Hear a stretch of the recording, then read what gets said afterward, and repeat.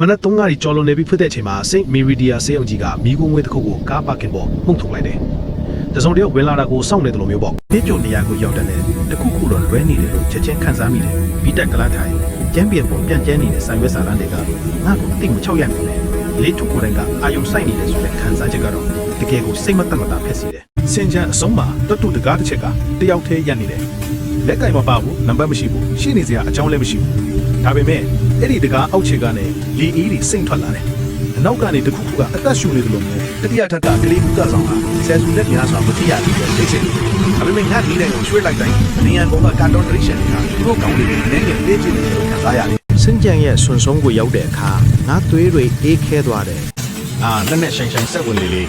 လေဒူးမှာစတက်တူတာလို့အနံ့ပြင်းလေပဲ။နေရာတွေမှာအဟောင်းတွေမိထားခဲ့တဲ့ခန္ဓာကိုယ်တွေလိုစီးထားတယ်။အရေးထက်ကတခုကငါနောက်မှာရွေရောက်သွားတယ်။ဒါပေမဲ့လက်ကြည့်တိုင်းဘာမှမတွေ့ရဘူး။ငါမိတိုင်ကတတုကိုထိတဲ့အခါငါမြင်လိုက်တယ်412ဆိုတဲ့အတစ်ထွန်းထောက်တဲ့ကနန်းတွေ